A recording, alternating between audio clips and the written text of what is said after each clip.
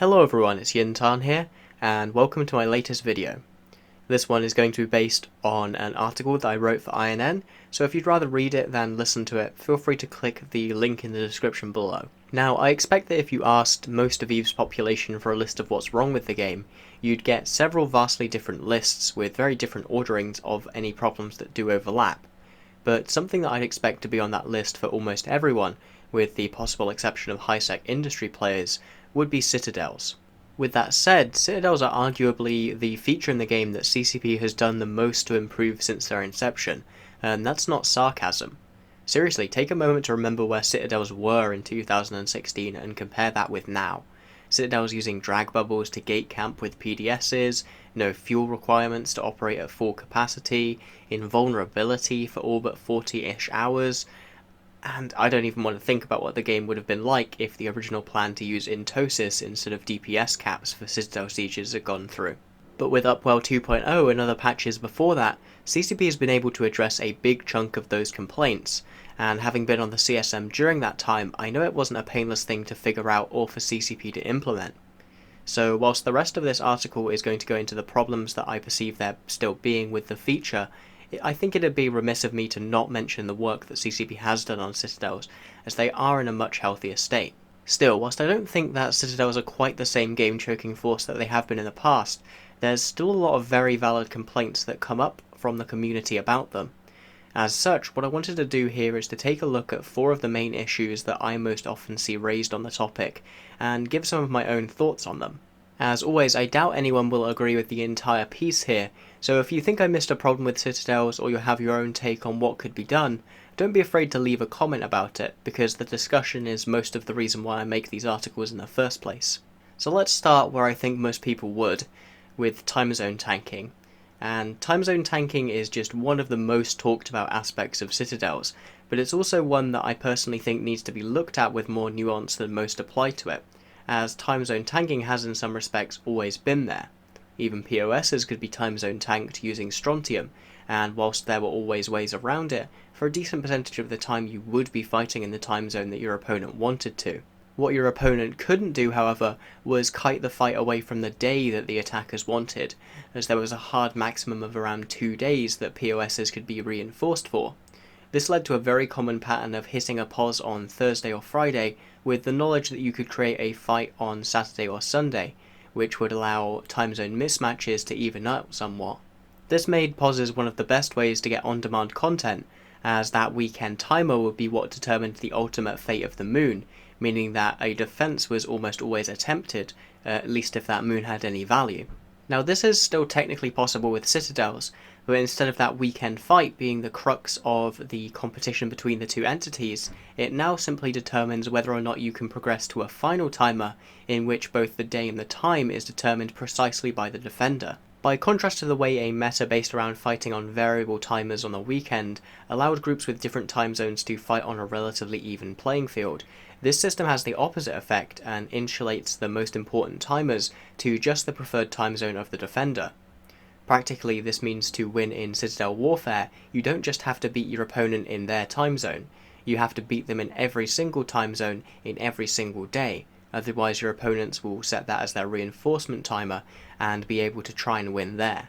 Given all of this, the current system doesn't give both sides the way to bring their forces to bear that pauses once did, with dropping content Citadels being the closest analogue.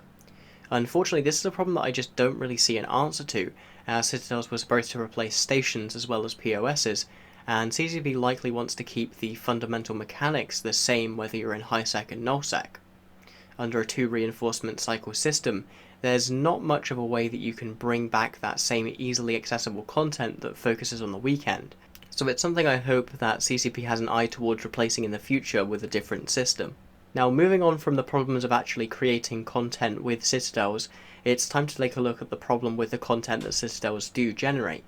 And long story short, it just takes a hell of a lot of time and effort to kill a structure, even an undefended or low power one. Thanks to the damage cap, there's a flat minimum to the time you have to spend on grid for any grind, and whilst individually they might seem reasonable at 15 minutes a timer, but those times can quickly add up. If 10 medium structures are in a system, you're going to need to settle in for 3 sessions of 2.5 hours of grinding, guaranteed, and that grinding is likely going to be spread entirely over the course of the week and end up in time zones that you don't have access to as well. Now, there are some successes to damage caps, as it's far easier for a small group to reinforce structures in sub-capitals. You can hit the damage cap with just a few DPS battleships, and that's a fairly big improvement in that area, as it reduces the need to always have dreads in order to take out structures. But it comes with mechanical trade-offs, as it means that you aren't as incentivized to actually engage your opponent over just meeting that damage cap and not dying. This leads to strategies like Bush Ravens and my own Tower War Swarm method being viable ways to win an objective without actually engaging in a fleet fight. The damage cap also, in practice, tends to lead to longer grinds for larger scale fleets. Previously to Citadels, the most prevalent tactic for initial reinforcements was to try and one-siege the tower, which was to drop enough dreadnoughts on the targeted POS to reinforce it within the 5-minute siege cycle, which is obviously no longer a possibility. But even on a smaller scale, it now takes longer for a 20-man Ferox fleet to reinforce an Athanor than it did to reinforce a small POS in the previous system, taking 15 minutes and 10 minutes 30 seconds respectively. All this adds up to make players spend more time staring at a health bar going down, not to mention the problem of having to travel to the system rather than just using a jump drive to drop your dreads on it and then jump back, taking 10 to 15 minutes. Now, my final observation here is one that's a little more subjective, so I'd be interested to know if others feel the same way about it. But in my experience, the general existence of a damage cap seems to make fleet members feel that their contributions are less important than in the simple EHP grind of the previous system, where everyone was working towards the same goal. After all, only a segment of the fleet needs to actually show up to shoot to reach the damage cap, and everyone else is there just in case someone shows up to contest the bash. And I'd postulate that this lack of feeling like what you're doing matters is one of the key drivers of dissatisfaction with Citadels. Still, there are serious design constraints at work here, as you don't want to enter a situation where larger fleets can take out a structure in just a few shots, especially as you can no longer repair Citadels.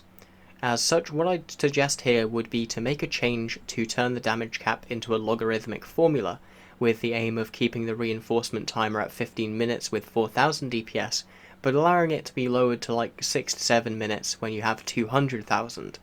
This would also have the potential upside of making people want to bring larger fleets to deal with structures, and potentially even using structure bashing dreads again, which would provide more opportunities for escalation and counter-escalation on both sides. And now we get to something that I've actually covered on this channel before in response to a viewer question, and that's asset safety. And asset safety is, like most of the things on this list, something that's actually been in place under some guise or another in the past. Whilst the actual mechanic of asset safety didn't exist, prior to Citadels, your assets simply couldn't be stored in places where they could be destroyed, other than in POSes.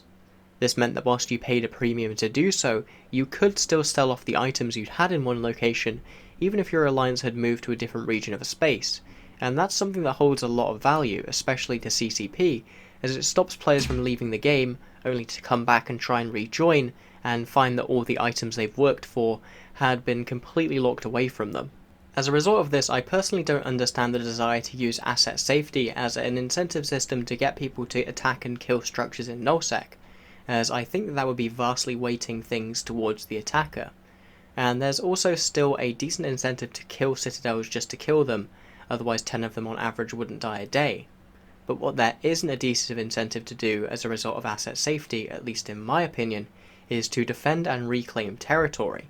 If I had to point to specific cases for this, I'd look to CO2's loss of impasse and PanFam's loss of tribute, both of which are times where asset safety was used to safely withdraw and effectively write off a region and move elsewhere, without having to actually break out of a hell camp. Now, I find it hard to advocate for something which is harsh to the loser of a war, as I've found myself on the end of that a fair few times and I know how much it sucks.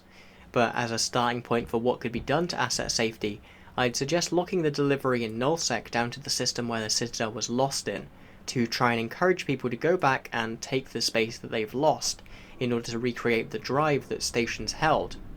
However, that opens up the scenario that I talked about right at the start, with a player being completely locked out of the game by having their assets trapped in asset safety. As such, for this more than anything, I'm interested to hear what ideas people have for how they'd consider fixing it. And that just leaves us with our final point, which is on the proliferation of safety that Citadels enable. And this is definitely the most tenuous of all my points, as unlike the others it's something that's more rooted in gut feeling than it is in maths or the nature of the mechanics of the feature. It's my personal perception that with Citadels there's more and easier access to safety within a system, and that in turn leads to less smaller scale content.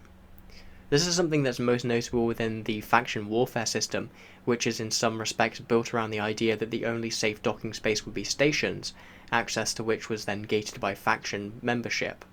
However, it's something that comes to play in nullsec as well, with Citadel perches on every gate providing easy and convenient safe spots to watch and move to before travelling down to the gate that POS is never allowed, and you can do that without even having to fuel them, as low power POSes still have a tether. Add on top of that the fact that Citadels are infinitely easier to set up and maintain than POSes, and even to warp to when in danger, as they appear on your overview rather than your bookmark folder, and there becomes an abundance of places for people to safe up to. It's entirely possible that this could be an observational bias, as you don't see a list of POSes flash up every time you jump into a system, but with Citadels you do. But still, I can't personally shake the fact that nullsec just feels safer as a result of the proliferation of them in nearly every system, and as such it's something I wanted to put in at the end here. It's also something where I don't know if you can really put the genie back in the bottle, as there's already so many Citadels and so many systems that retroactively trying to apply a in-system limit is going to be very difficult, as would be trying to remove them from every single gate in order to keep gates, somewhat dangerous to scout. So, it's another one of those problems that I don't know if it has a solution, but if you have any ideas, feel free to leave them in the comments anyway. So by now you might be asking yourself how this fits into the bigger picture, and why the problems with Citadels are important. And Citadels in 2019 aren't just a replacement for the previous structure system. They're one of the only remaining objectives that lead to large-scale fleet fights, despite all their problems, and as such they form the mechanical centerpiece that the metagame revolves around. Their current mechanics are much better than they have been, but they still, in my view, serve to make attacking a slog, and cut out a lot of your reason to do so in the first place, and I think that contributes to the general stagnation of nullsec. So if CCP is truly serious about their plans for chaos, then I hope that they take a good look at this system and the others that surround it in order to empower players to bring about that chaos, instead of just NPCs. And that marks the end to this piece, so I hope you've enjoyed it, and as always, have a good day and fly smart.